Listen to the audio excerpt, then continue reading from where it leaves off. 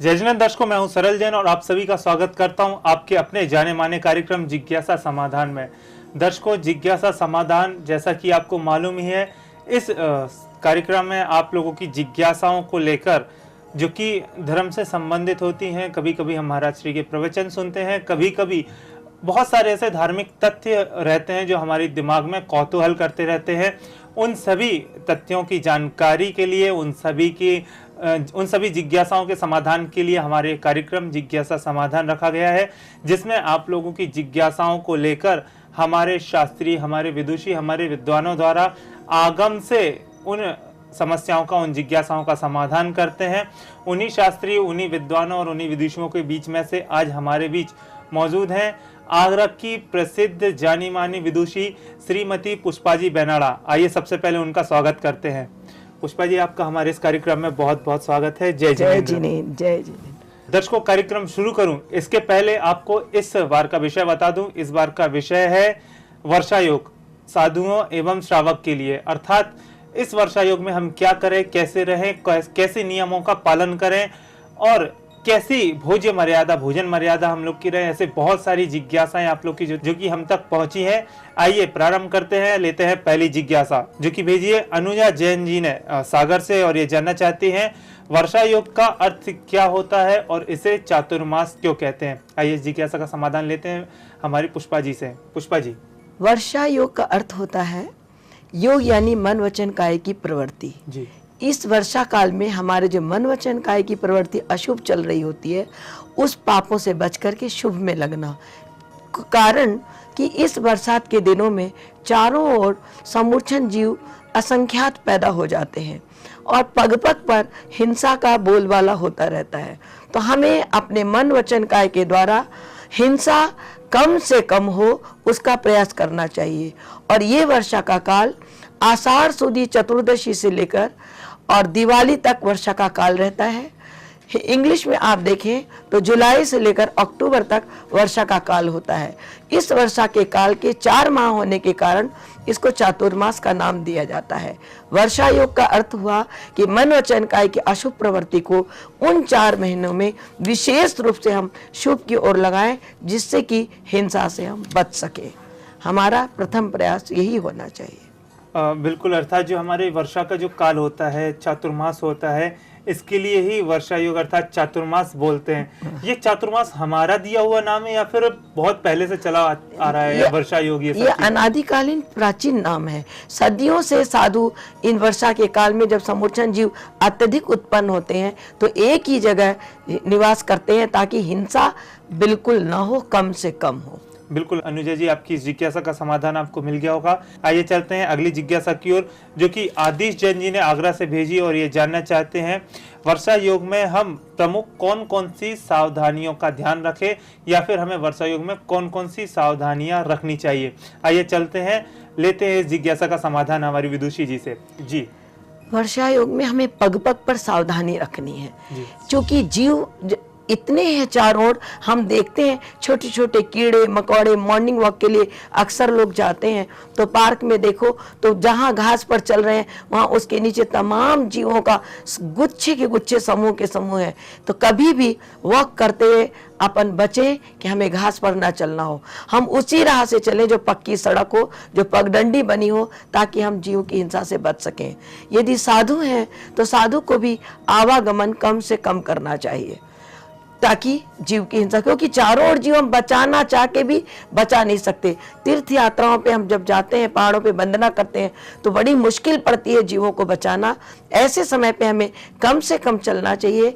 घर में भी कोई सामान अगर रखा है, पहली बात तो चातुर्मास के समय में अनावश्यक वस्तुओं का संचय ही ना करें, उन्हें हटा दें।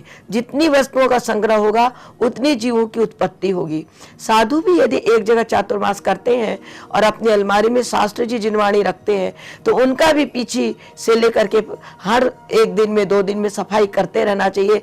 नहीं तो किताबों में सीलन आ जाएगी, दीमक लग जाएगा।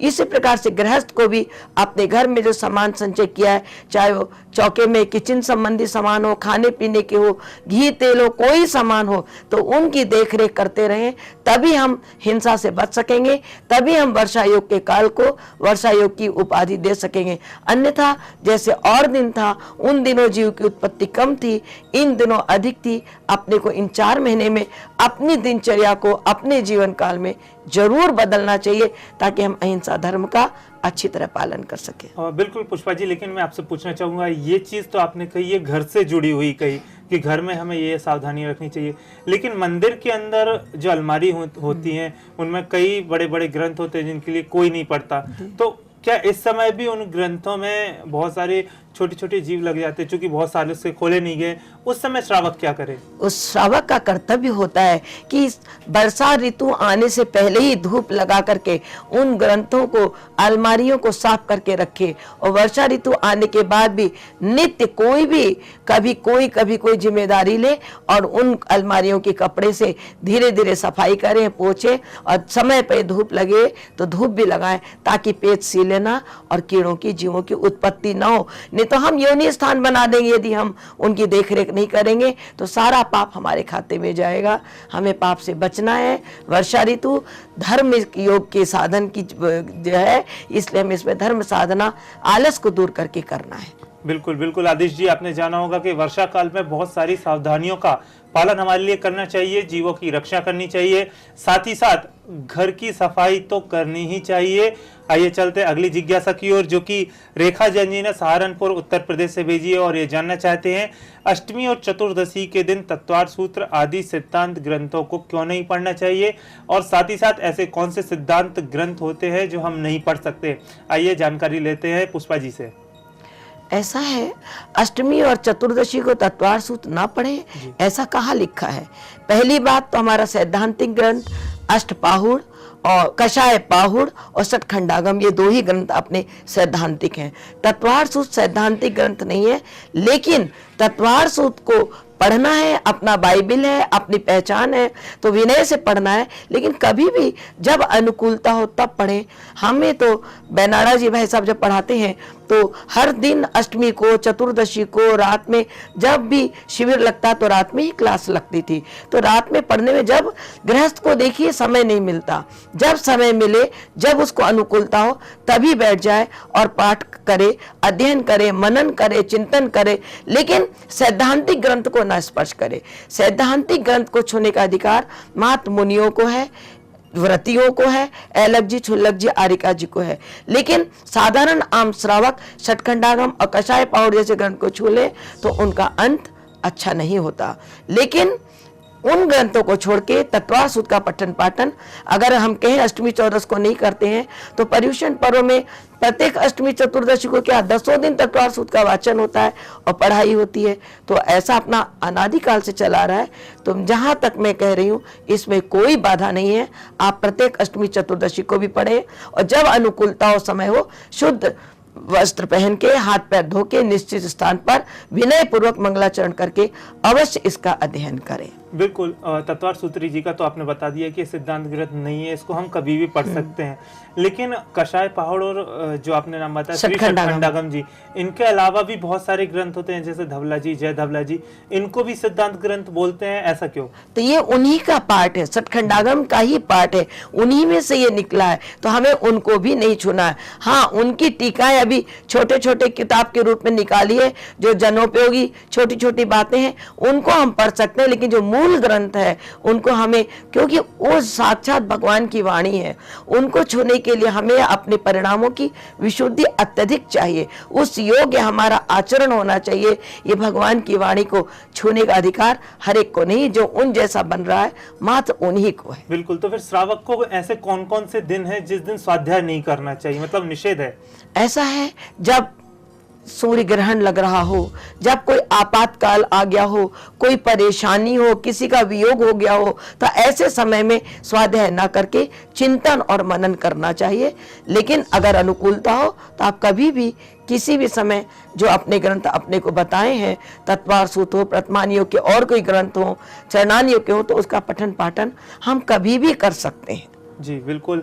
रेखा जी, तो आपकी इस जिज्ञासा का समाधान श्रीमती पुष्पा जी ने आपके लिए किया। दर्शकों, समय हो चला है ब्रेक का। ब्रेक पर जाने से पहले आपको अगले एपिसोड का विषय बता दूं। अगले एपिसोड का विषय भी वर्षा योग ही रहेगा। अगर इससे जुड़ी हुई आपकी कोई भी जिज्ञासा है तो आप हमारे लिए फोन कर सकते हैं। हमारा फोन नंबर है 0562302273, या फिर आप अपनी जिज्ञासा को हम तक ईमेल के जरिए भी भेज सकते हैं। हमारा ईमेल एड्रेस है समाधान@jinwanichannel.com। दर्शकों, बने रहिए हमारे साथ जिनवाणी चैनल पर।